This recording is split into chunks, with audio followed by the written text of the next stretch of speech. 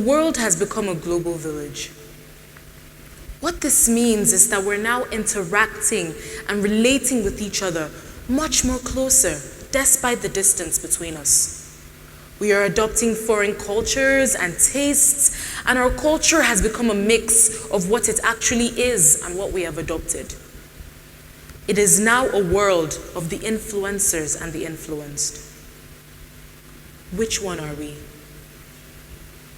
Regarding music and entertainment in Africa, Nigeria is a force to be reckoned with. But once it comes to technology, development, we become third world, struggling and running to catch up with our first world, more developed Western and Eastern peers. Africa has always been considered primitive regarding its culture and way of life. Then we were colonized and were taught via formal education the Western culture. Now we are mixed up, seeking to identify who we are, living in our own land, but we don't seem to be making any progress. Let me tell you a story. The children were running around happily, trying to catch the raindrops in their mouths as they spoke and counted in their local dialects. Otu, Abo, Ato. While their mothers cried for them to come and pick up their long-forgotten sandals as they stoked the fire and roasted the yam that was brought in by the men after a very long farm day. As they stayed in the obi, laughing, playing games, drinking palm wine, the Eze's palace stood tall in the moonlight. How does this sound? Amazing, peaceful, perhaps even normal. But yet, this picture has always been the face of primitive culture and uneducatedness for so many years, even before slavery and colonization. But despite how uneducated and primitive these people may seem, the world is recycling back to their ways. Let me take you on a journey through time. What was and what is now. Food. We used to eat fresh and natural foods. We would get our fruit straight from the tree, we would pluck it down. We had our gardens, we had our farms. Then we were taught processed, that it was modern, civilized, the way to go, and we took it. Now we go into supermarkets and we buy so-called organic fruits inside weird waterproofs, not knowing what has been put in them, what is there, what isn't. And now diseases abound due to these processed foods.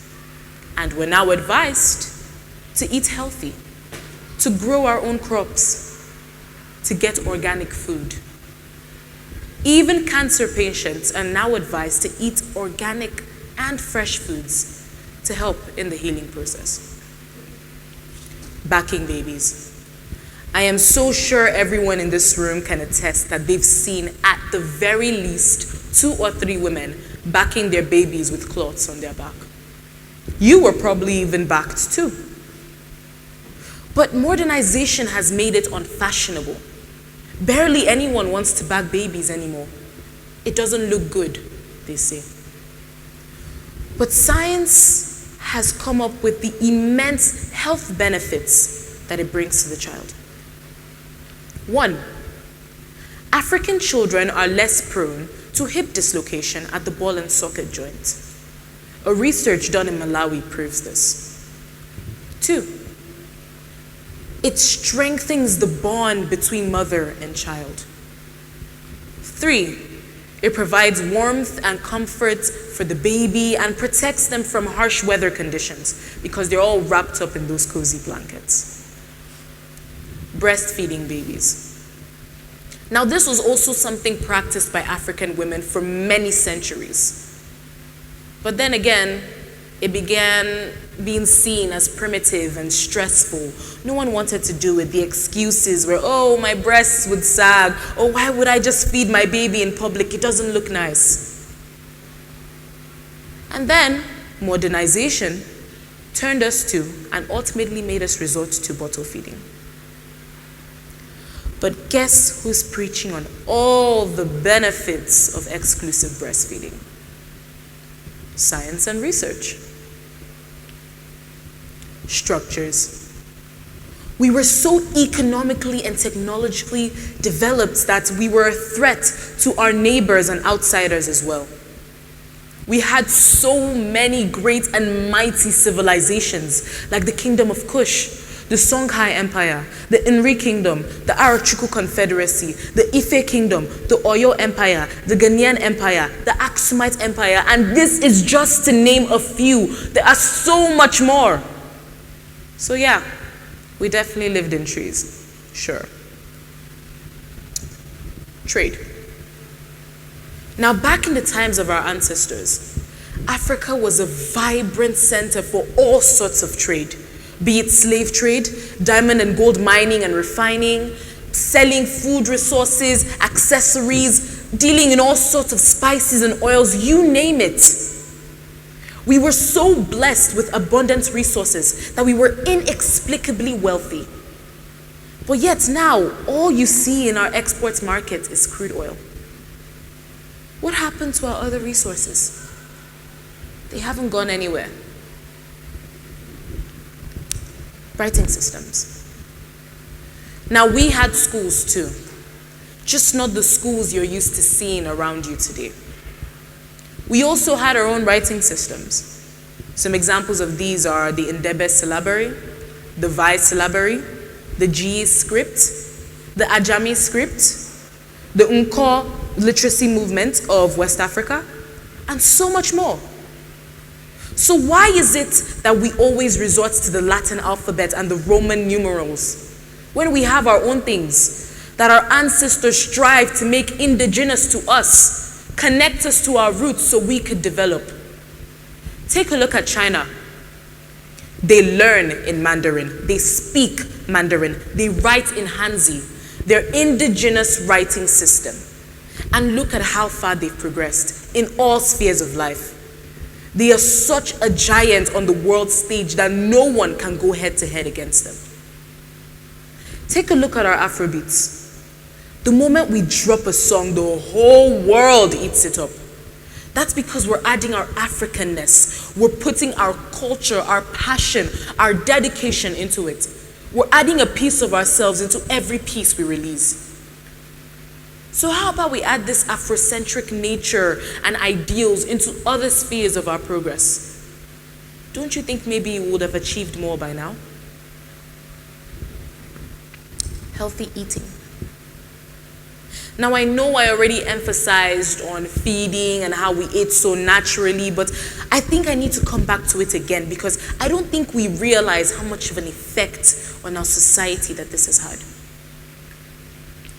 All our herbs and vegetables are being taken to labs to determine their active ingredients so they can be turned into tablets and syrups that we swallow. Supplements here and there, and we've always had it natural, straight from the ground. Even onubu, which is the Igbo word for bitter leaf, has been turned into a tablet. These could have been grown and exported like our cocoa and our palm fruits. Going outdoors. Thanks to modernization, everything has been made indoors.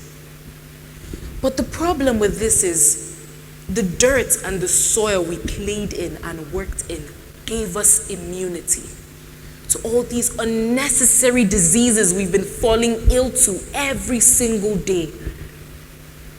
Take a look at a research conducted amongst the Amish people, whose major workforce is in farming. Now, the study showed that they barely had anyone who had cases such as common cold and all these lung diseases, and there were rarely any cases of asthma in their community. Why was this? Because they were connected to nature. They were connected to the ground. They were connected to their roots. The soil had made them immune to all sorts of flimsy diseases. So why is it that we feel like the indoors is some sort of privilege? Take a look at during the COVID-19 period, the pandemic of the recent years. We were actually advised to go outside to better our mental health and generally help us cope and get through the pandemic. But no, everybody used it as an opportunity to stay cooped up indoors, locked in our rooms. And these aren't the only effects of staying indoors for such mundane reasons. Talk about obesity, for one. Sight problems from elongated screen time. So is this really a blessing or a curse? Banking and saving. We had so many banking methods, cash saving methods, loan methods that were taken from us and are now being sold back to us as new, reinvented ideas. An example of this is the traditional Igbo loan scheme known as Isusu. Isusu, meaning small, small, is a system where a group of people come together and put in different sums of money, a certain amount, into like a pool, and then each person takes turns using this money for something productive. So as you can see, togetherness, communal living, cooperation, being in unity has been a very core part of our African ideals, values, and culture. So why do we all of a sudden feel like if we're not independent, if we're not alone, if we're not stagnant, if we're not standing on our own ground, we won't make it far, when we've worked so much better as a team? Education. Back then, our education system was hands-on. Observation, learning, direct, we were there, we would watch it. The child of a good palm wine tapper would be a great palm wine tapper. The child of a good dibia would be a good dibia. The child of a good teacher would be a good teacher. The child of a good seamstress would be a good seamstress. And so it went for so many other professions. But nowadays, our education system has been reduced to cramming, passing exams, getting all A's, theory, and it has so reduced our level of creativity, stagnated our technological development. It's horrible. Think about it. A large fraction of the children that show up on national television for making models of cars, bridges, flyovers, and all these things they pick from around their environment aren't usually from highbrow schools with all A's. Why? Is this why entrepreneurial subjects were introduced? Is it really making a difference? Indeed, we should be more than this. Let me ask you all a few questions. Why is it that a person with a formal education will be picked over one without, even though the latter may be more creative and will be more skilled in building the workplace, the country, and the nation at large? Mr. Innocent Chukwuma, the CEO of Innocent Motors, comes to mind, who, to the best of my knowledge and research, did not have a university degree when he founded the first and only indigenous car manufacturing company in the whole of Africa.